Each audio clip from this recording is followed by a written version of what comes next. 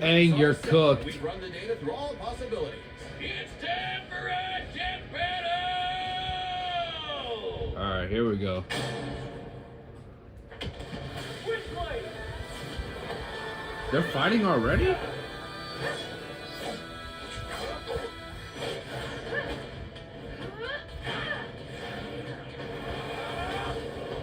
Two elements?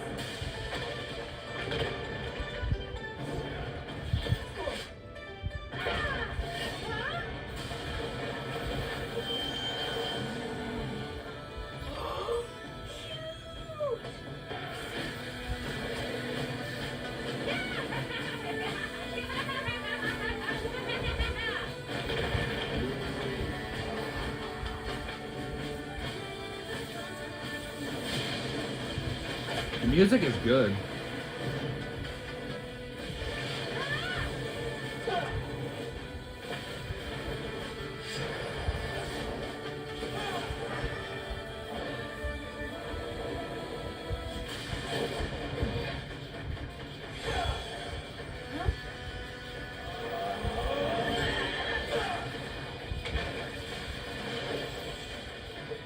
What's going on?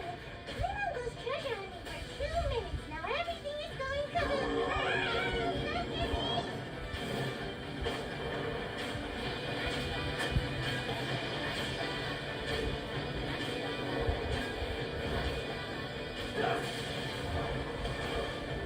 Cool wire. Can it do this?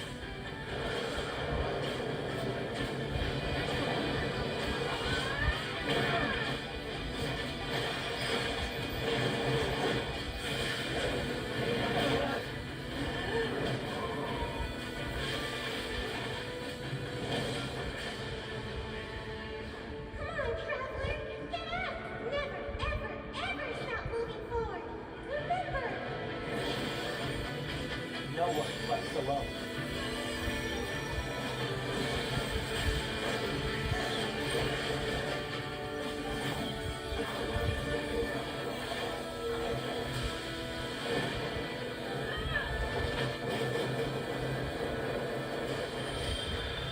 Uh-oh.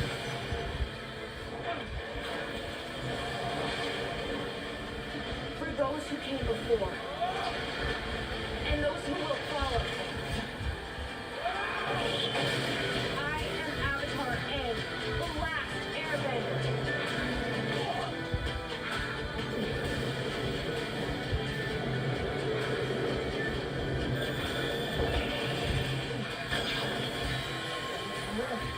Take this!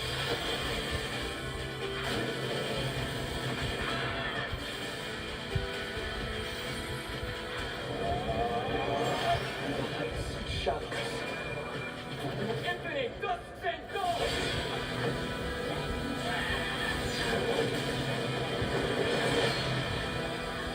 Damn! Way to go, traveler! But does this mean no treasure?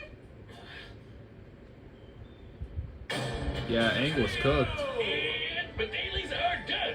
What a miss! This was an interesting pairing, so let's break this down by power, experience, speed, and elements. First up, power. Aang and Traveler can both change the terrain of entire cities, and we're way stronger than characters that can break mountains. But at their peak, they're both tearing up islands. Aang's avatar state made him on par with Kyoshi, who created and moved the island of Kyoshi.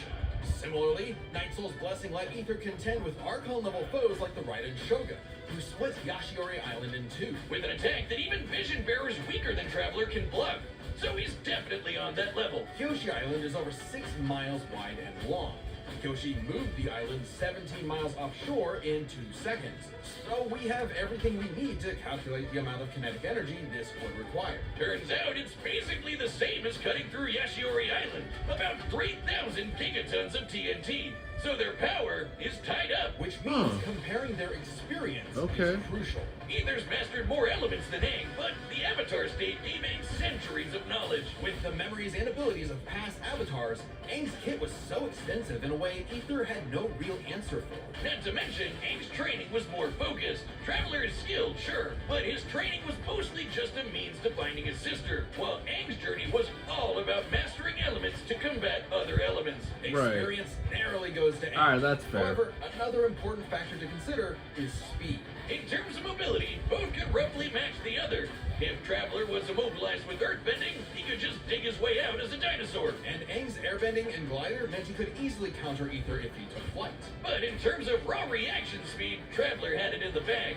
Aang bending away lightning is crazy fast, but Traveler could dodge lightning much earlier in his journey, and now he can block that light-speed Kuvaki laser. While lightning can move over 200,000 miles per hour, a beam of light can move 186,000 miles per second. Over 3,000 times faster than Damn. Aang. Traveler takes speed by a landslide. Yeah. So this all came down to the elements. Who could turn the forces of nature Yeah, against Travel the got that. At first, I actually thought this was Aang's dub. Ether's elemental control is remarkable, but most of his attacks are projectiles, spires, and very specific implements that Aang has bent away in the past.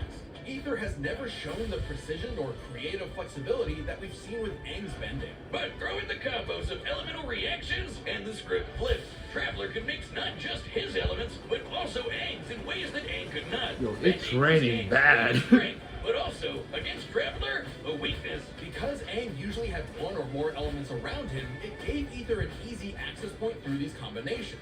When Aang used fire, Ether could use lightning to catch him in an overload. If Aang used water, Traveler's electrocharge could paralyze him. And so Yeah. This isn't just a gameplay thing. Genshin characters like the lovely Lisa canonically say this is how the elements work. And unlike Aang, Ether has fought multiple people who can use multiple elements. The longer the fight went on, the more Ether would trip Aang up with these combinations, some of which Aang could not bend. Aang could redirect lightning, sure, but what about electro buzzsaws, or an electrified tornado, or dendroblasts of pure plant energy? The Kavaki shield especially gave Ether a strong defense to fall back on. Since it was made of pure light, Aang had no way to remove it outside of brute force. By comparison, Aang's wind barrier wouldn't block Traveler's elements. It would actually merge with them and create more combos that would target Aang himself. Yeah. A great situation to be in. And since Ether's powers came from external earthly sources, like those statues, Aang could not depower him with energy bending, even if he theoretically overcame Ether's willpower. Willpower that is strong enough to alter the fate of the entire world. Sorry, Aang, but elements goes to the Traveler. Yup. Cinching his victory. Either way you cut it, he was in his element.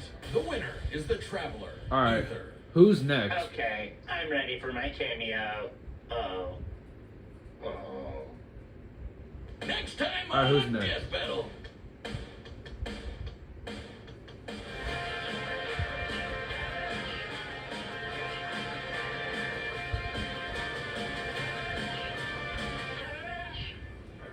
Subscribe and join as a Hi, member to versus- see more Death Oh, Battle. Thanks for Ninjago. watching. Oh, okay.